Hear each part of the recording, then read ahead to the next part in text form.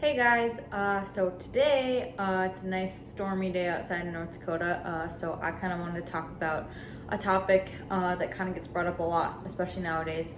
So I want to talk about estrogen dominance, kind of go over what exactly it is, what causes it, some signs and symptoms, and then some ways that you can kind of work towards fixing it. Of course, all this stuff you should definitely reach out to a coach who knows what they're doing first of all, before doing anything yourself, because this is like a really big issue. But I just wanted to clear up some things on it and kind of explain what it is. So, what exactly is estrogen dominance? So what that is when your estrogen, so your estradiol levels are much higher than the recommended levels, or when your estrogen to progesterone ratio is under 100 to 200. The 100 to 200 range is about where it should be on your labs. There's like a whole calculation to do that, but I'm not going to explain that today. In women, it's mainly estrogen is mainly produced in the ovaries, as well as the adrenal glands and your fat or adipose tissue. In men, it also comes from both adrenals and adipose tissue, so that's why men don't have as much estrogen. In the adipose tissue, it happens because of the aromatase enzyme.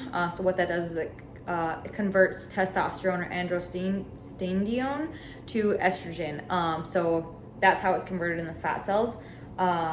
It's a bad situation to have because it can really greatly affect your mood, your progress in the gym, your sex drive, and your fertility as well. So some common symptoms of high estrogen that you would see would just be painful, heavy periods, heavy water retention and bloating, overall weight gain, especially in the abdominal area. That's typically where it tends to sit, since that's where most adipose tissue is at. Mood swings, crying a lot, or hypersensitivity to things. You just kind of don't know why you're crying so much or feel so emotional, basically. You have a very low sex drive, you're craving sugary foods, you have thyroid, gallbladder, and sugar issues as well. Could also be things that lead to it. So what things basically affect high estrogen levels? Well, the first thing would definitely be your diet. If you have a diet high in estrogenic foods, or like phytoestrogens, basically, or plant estrogens, kind of what it's called, that can really affect your estrogen levels because it increases your body due to the processing to make these things. So things like corn, soy-based, and conventional and dairy meats, those kinds of things, because of the processing it takes to do those, it kind of increases the inflammation in your body and produces more estrogen because of the inflammation and oxidative stress. So excessive exercising and overtraining. So we all know that exercising is really good for us, but if done in excess or overtraining yourself, it's going to create that stress response, which wants to create more estrogen due to the raise in cortisol and inflammation levels. So that's going to be another thing that will do that. Like I said, stress, whether physical, psychological, or emotional stress, for a prolonged period of time, this is going to increase your estrogen levels, because what happens is your body suppresses all of those other bodily functions and it's trying to just survive, basically. So what it does is it kind of shuts down digestion, reproduction, all of that. Digestion gets shut down, your body can't get rid of estrogen since it's excreted in your bowel movements. With shutting down the sex organs and everything like that, it's not trying to reproduce right now because it's trying to just survive, basically. So that kind of gets put on the wayside, and therefore more aromatization happens because you can't use your fat correctly either, so then it just gets stored, basically. So again, more fat means more estrogen because of the aromatase enzyme. Other things would be xenoestrogen and phytoestrogen. So that would be external environmental toxins. And then, like I said, the phytoestrogens was the food that causes higher estrogen. Basically, these contribute to estrogen dominance because it triggers the stress response again, because it is inflammatory for your body. So your body wants to get rid of it. Basically, it also leads to insulin resistance because your body's continually pumping out insulin, but it has nowhere to use it. So your body starts to ignore it. So therefore, insulin resistance happens. Then it also regulates the aromatase enzyme as well again. So you can see a lot of places where the aromatase gets upregulated, which also leads to decreased testosterone then. So for men, this is why that's such a bad issue there. The aromatase enzyme will then convert the testosterone to estrogen. So in men, especially, like higher estrogen, lower testosterone is really going to lead to a lot of issues there. So that's why we want to watch out for that. So things like that would be like there's estrogenic properties in like your plastics that you use. So if you use plastic containers a lot, which I was doing a lot, I've now switched over to glass containers because it's just better for you. More estrogen is also going to be cancer causing because it wants to produce more cells basically. So that's why like when we're on birth control, we are higher estrogen because it's going to create more of those cells so that you don't get pregnant.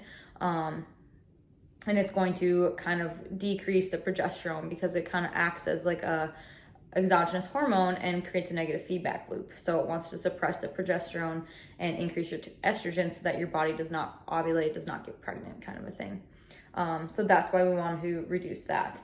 Again, excess body fat, so more adipose tissue is going to be more aromatase enzyme, which means more estrogen.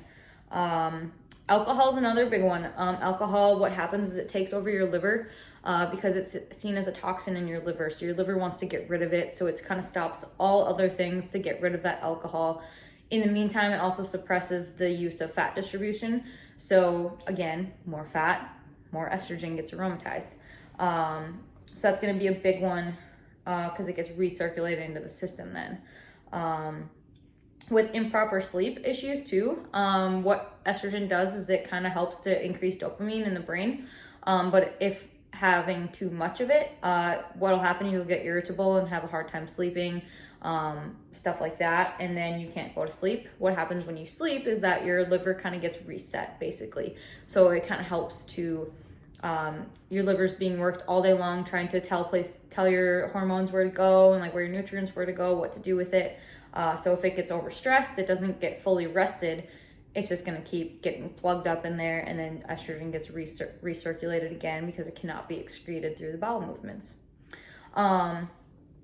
Then how do we balance it then? So basically what we're going to do, first thing first, is you want to make sure that your diet, your sleep habits, your stress management, and your exercise are all at a really good state. If you are like I was in an estrogen dominant state, you're probably gonna have to bring your training down and really kind of work on eating a lot of very anti-inflammatory foods. So this would be like low FODMAP or Mediterranean diet style for a while. Working on stress management is a must if you're in that prolonged state. Whether you're eating a good diet or not, if you're stressed out, it's still not gonna get better. So that's gonna be kind of an ongoing thing that you wanna take care of, as well as then after all of that is taken care of and you're still kind of having issues with this, then I would look into a supplementation protocol, which would mean working with a coach who knows what they're doing. So these kinds of things would all be really important when it comes to estrogen dominance. So it's kind of it. I just kind of summed it up really fast. There's a lot more to estrogen dominance that we could talk about for sure. I just want to give a big overview of it, like what exactly it is, like how we see it, the kinds of symptoms you have, like things that can contribute to it, and then how to kind of work towards fixing it. But if you guys have any questions on this, please let me know. Shoot me a message, send me a comment here on my page. Otherwise, if you're interested in some coaching, please reach out to me. I always have openings and I always want to help people. So thanks for listening. If you made it through all this, have a good day.